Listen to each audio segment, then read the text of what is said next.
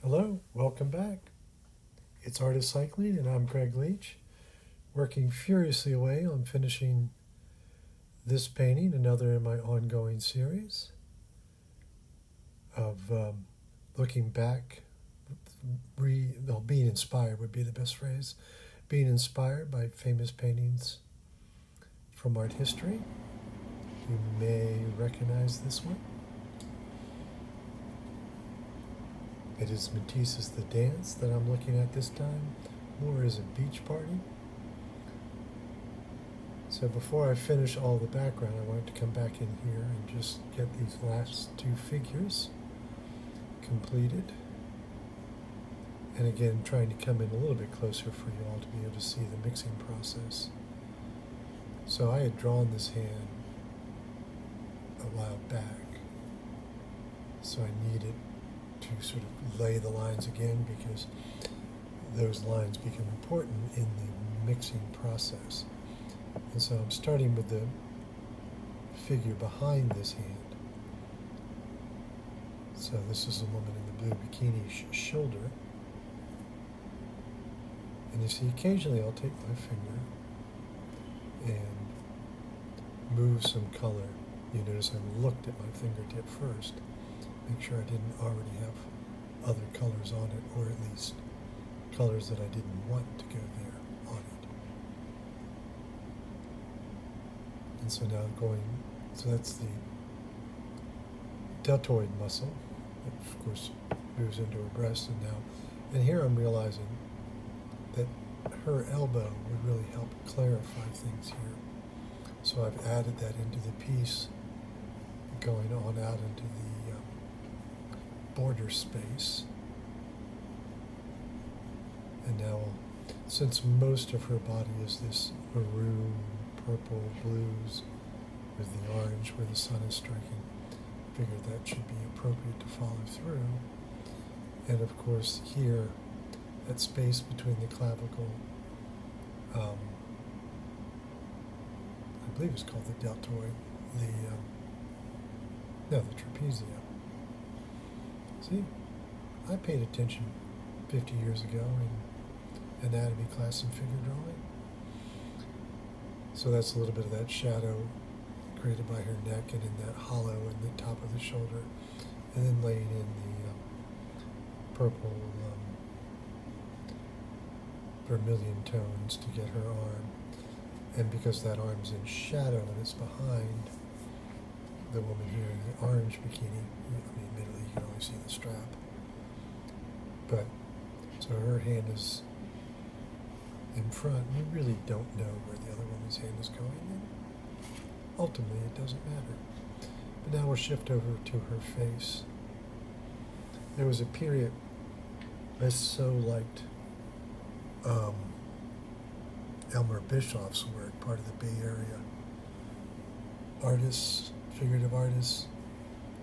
Diebenkorn was part of that group. Bischoff, I'm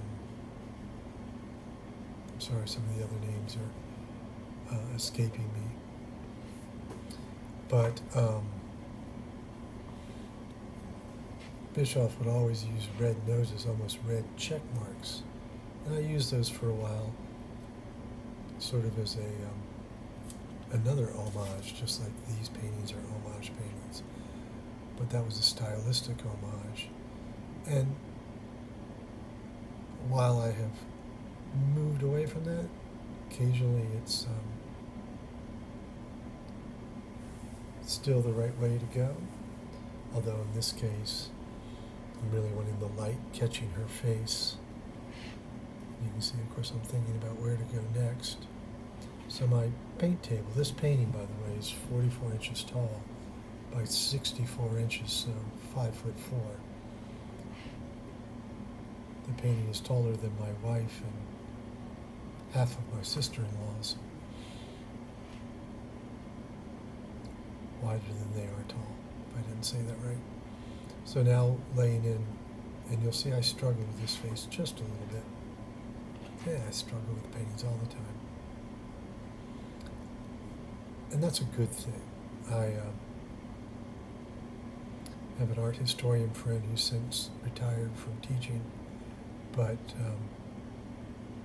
we would have an ongoing argument, and some paintings that just came really easy to me, I don't find good paintings because I didn't learn anything. One particular painting she thought was fabulous, and I hated because she was looking at the end product. But I was looking at, well, I knew exactly what to do to get this result, and I got that result. So, what's the point? This painting, not so much. And you see, again, I'm cleaning it here. I'm using my fingertips just a little bit again. And also, and you'll see this more. So see right now, I've pulled the knife out because that white paint stick, in this case the RF sticks, left a bit of the skin on the stick on the eyelid. And so the only way to get it out of there was to pick it out. Like sometimes, this painting I don't think I did it, but I will take a box cutter blade and scrape out whole sections just to get rid of mistakes. See, this face was a struggle. See, I'm not happy with the shape of the eye there and how it's working. So now I'm also, and the other one was too dark, so we come back in with a bit of the white, drag that back in. So that's actually, I'm sorry, not the white, that's the alizarin crimson. And so trying to get the shadow under the nose. Now I know that's too strong, but that's fine. That's part of the intention initially, and then laying in the bright yellow. So, and obviously that's too strong too. So, but these are the base colors that I will use the white to mix with. And so you can see I've picked up the white now, making sure, like, because I've got into some of that darker area. See, look at it again, check, make sure it has pigment that I'm okay with. And then intentionally picking up some of that red. And then getting her jaw. The implication of her mouth is still, again, that shadow's too strong, so I've picked up my cool white. Just, and by that I mean the white I use in cool colors. And so I come across here to give an indication of the mouth and the lips. And then I pick up the red and put in some lips. Now she looks really pissed and a bit kabuki. And immediately go, that wasn't the right idea.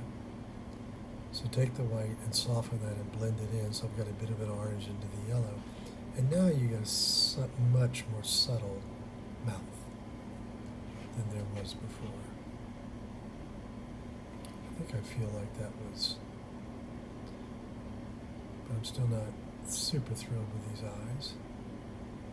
Getting there. Look hard. And again, that's a big part of painting, is look, look, look, look, look.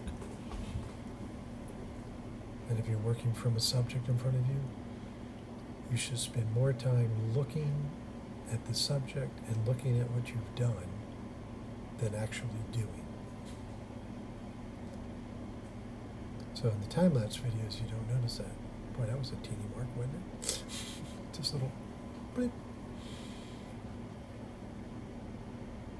But I can't remember if I play around with this anymore or not. I'm thinking about it. So now I thought I would move over here and work with this hand a little bit. And again, hitting some of that color on those lines because I want to be able to move it. Now this is the orange. And so the warm colors, so using reds, yellows, and oranges, and each of those, yellow is the palest, then orange, then red. So that creates a shadow quality independent of switching over to the cool colors, like is across her chest.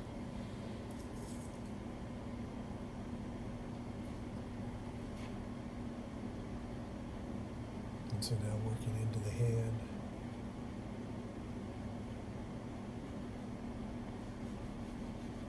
And remember, there was that section that was already there between the thumb and the fingers.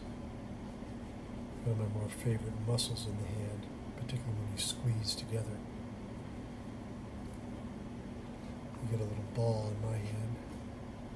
I'm sitting here doing hand gestures that you, of course, cannot see. That's how you know when somebody really talks with their hands. It's independent of anybody actually being able to see them.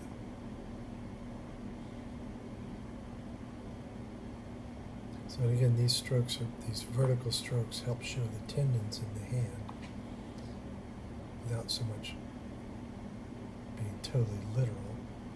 So now, using that same technique to lay in the fingers, and by just leaving a little bit of that ours that was there before, and you can see I even took some of that away, that shows the essence of the fingers, the dark line between them.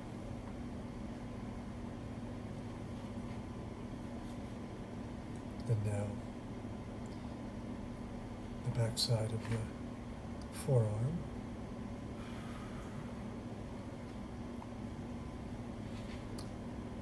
And I'm looking at this and going, well, I can't really figure out. So her arm is, we see her shoulder just behind her ponytail, and a bit of the forearm going, and then the crux of the elbow is hidden from view.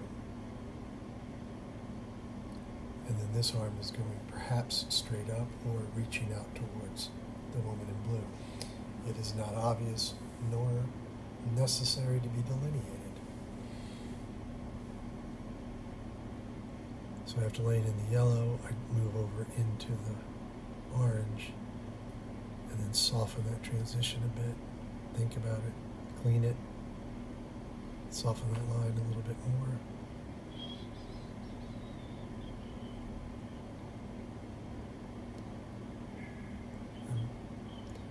Over looking at which oil sticks to pick up. I realized I had said I was going to show my paint table, and I don't think I do. Sorry about that. Next painting. I do have, 3 paintings working in my head right now. And I spend some time thinking about these things before I ever start painting. I'd spend some time thinking about it. I don't try one to find the handle in. It took a long time to figure out how I was going to approach this painting. And obviously, if you've watched any of the cycling paintings, you know I'm a big fan of cycling. And I was out on a ride, and I don't, of course I think it's incredibly dangerous to listen to headphones while you're cycling, but I've never done that. And so I'm alone with my thoughts, and that's when this idea of dancing on the beach came to me. But the other point I was going to make is if you look at the original that this is inspired by, the original Matisse, there are some serious anatomical ambiguities and inaccuracies. And they don't matter.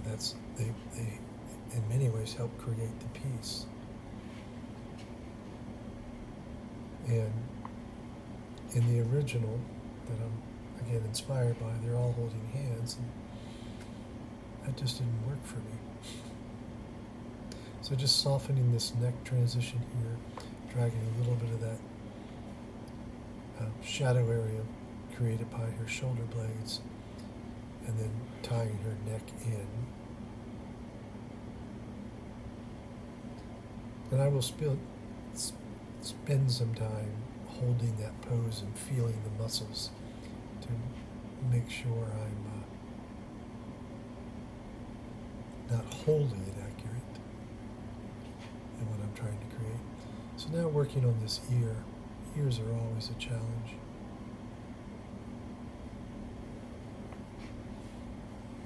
A friend of mine It's a sculptor, Paul de Pasquale, did a whole series of people's ears, and he would carve people's ears out of a brick, as in the walls have ears. Really fascinating stuff. And then we have a couple of his cast ears, because he does representational large-scale sculpture. If you've been to Virginia Beach, you've seen one of his pieces. He's the artist of Neptune, and many other pieces, but that's one that's a public work.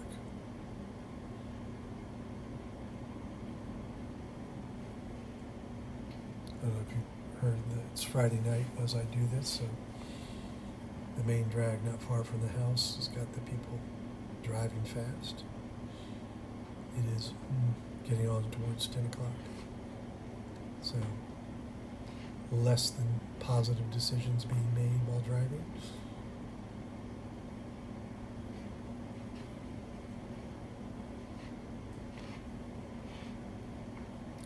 So we'll work now, just getting this ear, getting a little bit more, that highlight of that fleshy part of the ear behind the ear canal itself.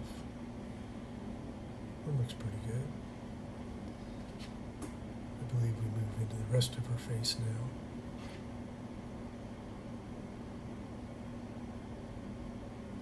So laying in some red so I can pick up that again. The blush of the cheekbone down into the jawline. And then I believe I just lay in some yellow, which is the way I'll get to what the forehead is doing.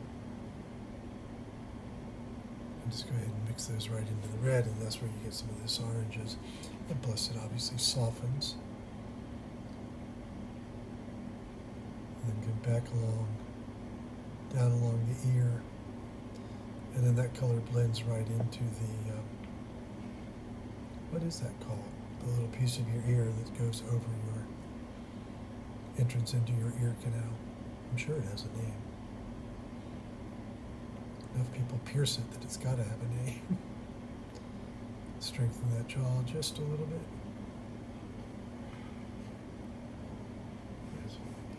So you can see there's very little detail in the face, but you totally get what's going on. The ear has more detail than the rest of the face. But you still have an eye line for her. You can see where she's looking. She's looking across the circle at her other dance partners. And there you can see I just add a little bit of shadow up under the jaw. Pop that face just a little bit more. And I believe I go, yeah, that's good. We'll go with that. So of course this painting will before too terribly long be up on my website, and that's greigleach.com, but I'll put a link in the commentary. Of course, I'd love to know what you think of the painting and the process. Please feel free. In fact, I would hope you would leave a comment, ask any questions that you may have, or any comments, either negative or positive. So as I lay this blue in, I realize the hand there was very vague. So you can see I come back in, and that ties the two together, drag each into the other. And now we move over. And I do the same thing. I have to fix the hand there because it just got too choppy trying to paint that green background around it. So sort of recreate it, and now doing the same thing here with these hands. And I just love the way those two hands worked out. It just, they make this wonderful shape. It's almost like the two hands are dancing, just as the figures are dancing. And here I thought now that the painting itself is done, except for the title, come in here nice and close and let you sort of see the whole texture.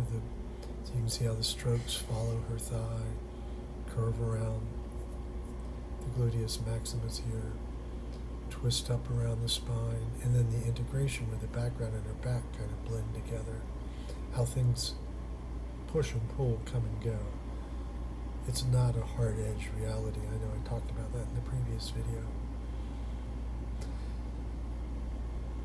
And this just wonderful shape of his face, looking down, this weird And again, look at the Matisse's The Dance. And you can see here how that hand works out so much better.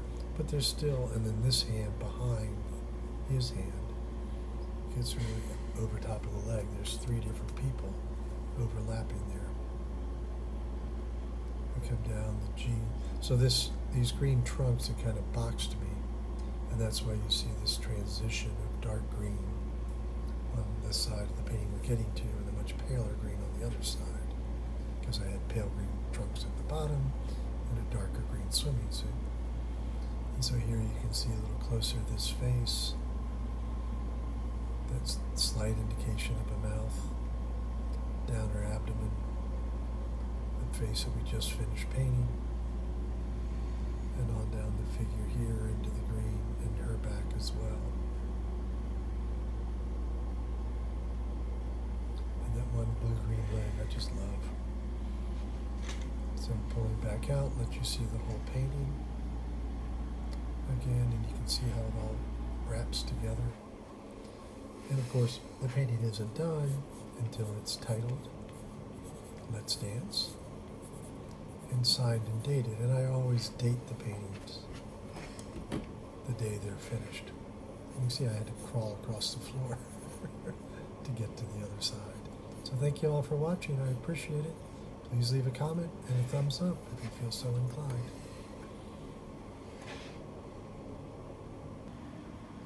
And there is the whole painting again. Thank you all.